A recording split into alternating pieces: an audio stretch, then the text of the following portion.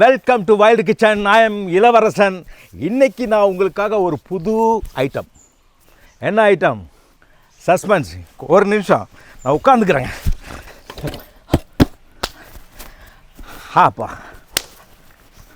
இப்போ பேசலாங்க.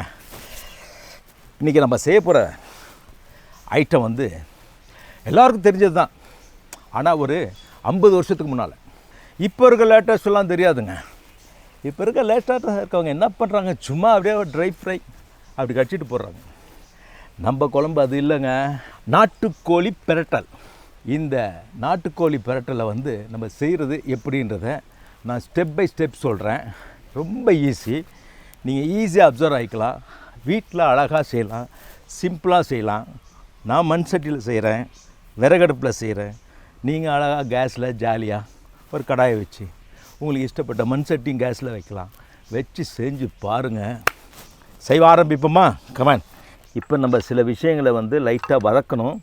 முதல்ல ஆஸ் யூஷுவல் நம்ம எடுத்துக்கிறது சின்ன வெங்காயம், ஸ்மால் ஆனியன். நம்ம வெங்காயம் தோலை உரிச்சிட்டு அப்படியே நம்ம கல் சட்டியில் போட்டுருவோம். அந்த சூட்டில் இந்த வெங்காயம் கொஞ்சம் வதங்கணும். ஸோ வெங்காயம் வந்து வதங்கட்டும். அதுக்கப்புறம் நம்ம வந்து எல்லாத்தையும் போட்ட பிறகு தேவையான அளவுக்கு வதக்கிறதுக்கு எண்ணெய் விடுவோம். நாட்டுக்கோழின்னா நல்லெண்ணெய் தான் விடணும், வேறு எதுலேயும் செய்யாதீங்க. நல்லெண்ணெய் செஞ்சிங்கன்னா உங்களுக்கு டேஸ்ட் மட்டும் இல்லை, ஹெல்த்தி மட்டும் இல்லை, இன்னும் கொஞ்சம் உடம்புக்கும் நல்லது. இது வந்து நாட்டுக்கோழியோடு சேர்ந்து நம்ம சாப்பிடும்போது கொஞ்சம் அதனுடைய இயற்கையான ஒரு ஃப்ளேவர் ரொம்ப நல்லாயிருக்கும். நல்லெண்ணெய்க்குன்னு ஒரு ஃப்ளேவர் இருக்குது. இப்போ நம்ம சின்ன வெங்காயத்தை போட்டுட்ருக்கோம். அடுத்து இதோட சேர்த்து பூண்டு, நல்ல மலை பூண்டு கிடைக்கும் உங்களுக்கு, நல்ல நாட்டு பூண்டு, எதை வேணாலும் சேர்த்துக்குங்க.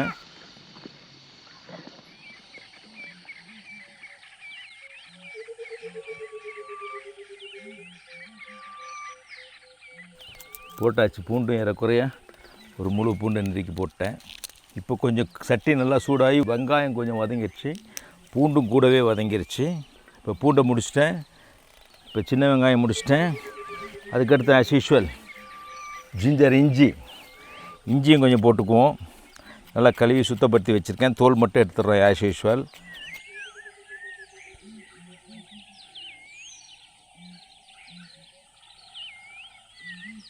வெறும் சட்டியில் கொஞ்சம் வாடும். அது நல்லா வாடினோன்னா அதுக்கு தேவையான கொஞ்சம் நல்லெண்ணெயை கொடுக்கும்போது வதங்கிடுவார், குயிக்காக வதங்குவார். அது டெக்னிக்காக தான் அது.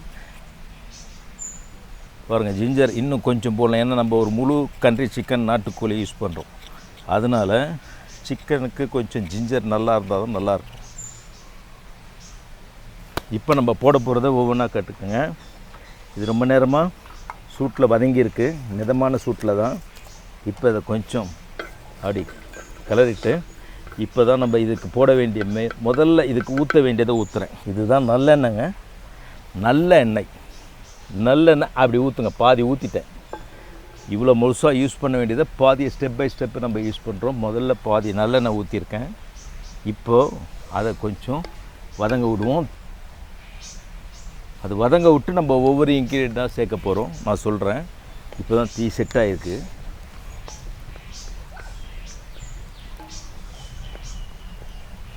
நல்லா வதங்கிட்டுருக்கேன். இந்த ஸ்டேஜ் பாருங்கள், பாதி வதங்கிடுச்சு இஞ்சி பூண்டு.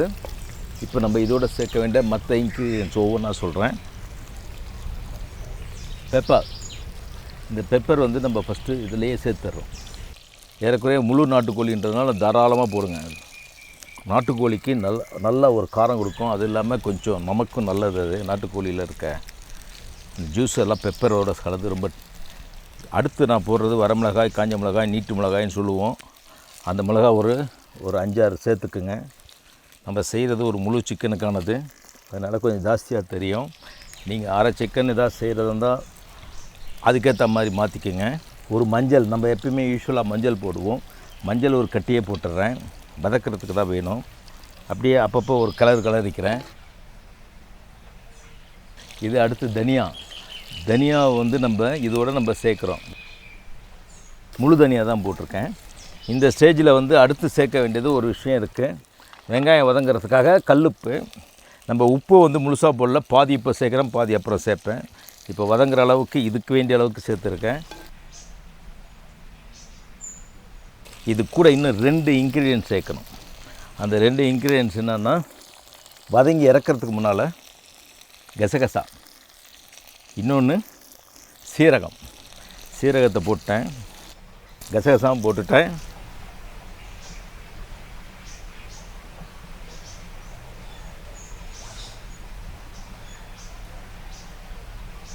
கசகசா ரொம்ப கருகக்கூடாது. போட்ட உடனே நான் கடைசியாக போட்ட உடனே இப்போ இறக்கிடுவேன். நம்ம இந்த சூட்லேயே அது வதங்கிடும். நம்ம இதை அரைக்க போகிறோம். அரைச்ச பிறகு இதை திருப்பி நம்ம மறுபடியும் ப்ராசஸிங்கில் தான் நம்ம சிக்கன் சேர்க்கறதுக்கு முன்னால் இந்த இதோட கொஞ்சம் நம்மளுடைய வீட்டு மசாலா தூள் இருக்குது இல்லைங்களா, அதை சேர்த்துக்குங்க.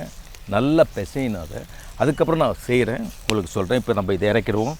இது வதங்கிருச்சு, இதை இறக்கிடுவோம். இப்போ வாசனை இப்போவே வந்துருச்சு. இந்த வாசனை தான் நமக்கு தெரியணும் எப்பயுமே வதங்கிருச்சா இல்லையான்றது. கருக விட்டுறக்கூடாது, அதுக்காக டக்குன்னு இறக்கிடுறேன். நம்ம வதக்குனா எல்லாத்தையும் ஒன்றா சேர்த்து அரைச்சாச்சு. அந்த அரைச்ச மிக்சியுடைய தண்ணியும் கழுவி எடுத்துருக்கோம். இப்போ இந்த ஸ்டேஜ் நம்ம என்ன பண்ணுறோன்னா, இந்த நல்லெண்ணெய் லைட்டாக ஊற்றுறேன் கொஞ்சம். முதல்ல இந்த அரைச்சி வச்சுருக்கோம்ல, அது அரைச்சதனுடைய தண்ணியை ஊற்றிடுறேன். இதில் நாட்டுக்கோழியை நல்லா சுடுதண்ணியில் நல்லா கழுவி அதனுடைய இதெல்லாத்தையும் எடுத்துகிட்டு எப்பயும் போல் வாட்டி மஞ்சள் போட்டு உப்பு போட்டு பிரட்டி சுத்தப்படுத்தி கொண்டு வந்திருக்கோம். ஒரு முறைக்கு 4 முறை இந்த மாதிரி நீங்களும் ஒரு முடி கூட வாட்டி எடுத்துடுங்க. மஞ்சள் போடுங்க, நல்லா கல் உப்பு போட்டு தேய்ச்சி அதை கழுவிடுங்க. இப்போ இதில் இந்த அரைச்சி வச்சதை நம்ம மிக்ஸ் பண்ணி பிசைய போகிறோம். இதுதான் நாட்டுக்கோழி பெரட்டல். இப்போ இதோடு சேர்த்து இதில் ஏற்கனவே நம்ம உப்பு போட்டிருக்கோம், நம்ம திருப்பியும் உப்பு நம்ம சேர்க்க போகிறோம். இப்போ இது நல்லா இதில் பிசையணும். நல்லா மேரினேட் அளவுக்கு இதில் நல்லா உள்ளே போகணும்.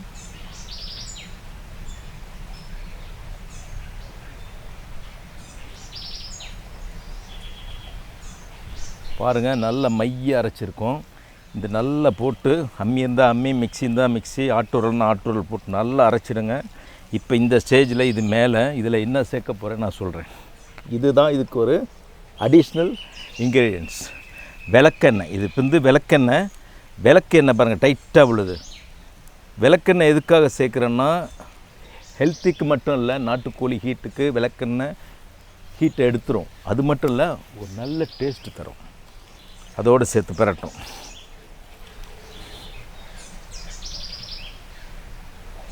இப்போ நம்ம சேர்த்து அரைச்சி வச்ச மசாலா மட்டும்தான் பரட்டியிருக்கோம். நல்லெண்ணெய் விளக்கெண்ணெய் சேர்த்துருக்கோம்.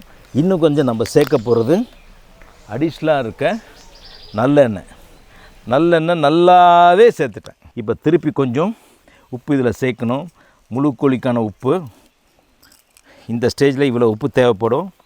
இந்த உப்பும் சேர்த்துட்டு இப்போ நல்லெண்ணெய் விளக்கெண்ணெய் கல் உப்போடு இதை பரட்டுறோம். நம்ம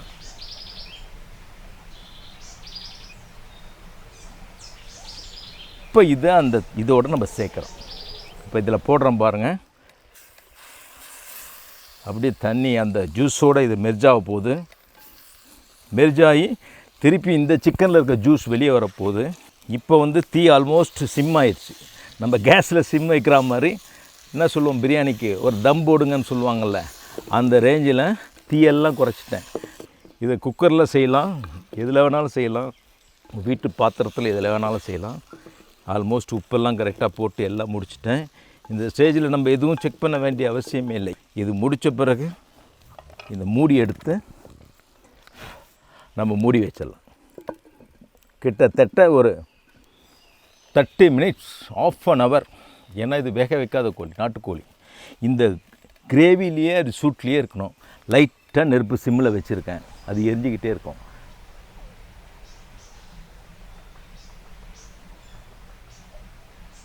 இப்போ நம்ம கிட்டத்தட்ட ஒரு 30-35 மினிட்ஸ் ஆயிடுச்சு. இப்போ எப்படி பெரட்டல் ஆகிருக்காருன்னு நம்ம பார்த்துருவோம்.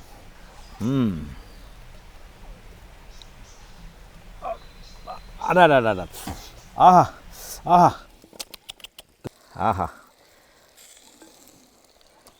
அடாடாடா. இதை பாருங்கள், இது வந்து நம்ம விட்ட என்னதை விட அதனுடைய கோழியுடைய ஒரு தண்ணி எல்லாம் சேர்ந்து ஒரு விரட்டலாக இருக்கு பாருங்கள்.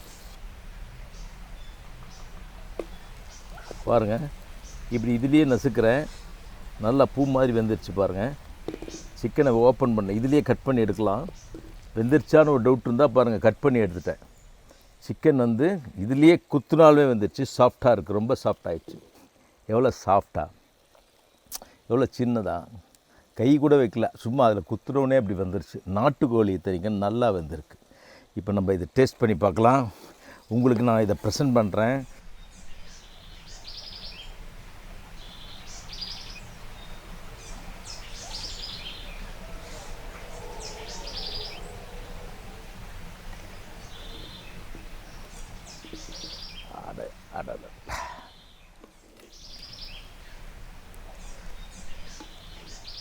இது காம்பினேஷன் நான் உங்களுக்கு சொல்கிறேன், அதையும் சேர்த்து சாப்பிட்லாம். நீங்கள் எதோட சாப்பிட்டா நல்லா இருக்குன்னு சொல்கிறேன்.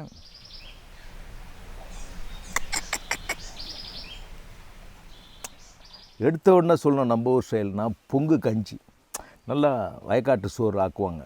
பச்சரிசி அப்படியே அறுவடை பண்ண எடுத்த ஒரு பச்சரிசியை ஒரு பானையில் ஆக்குவாங்க. தண்ணியை வடிக்க மாட்டாங்க, சோறு பொங்கணும். சோறு பொங்குனா அது கஞ்சியோடு அதை நிறுத்திக்குவாங்க. அந்த சோறு, அந்த பொங்கு சோறுன்னுவாங்க. அந்த பொங்கு சோறை ஒரு இலையில் அப்படி வச்சு நடுவில் ஒரு குளம் வெட்டி இதை கொண்டு போய் அதுக்கு நடுவில் வச்சுட்டு சும்மா அப்படி எடுத்து சுட சுட சோறும் ரொம்ப சுடுது.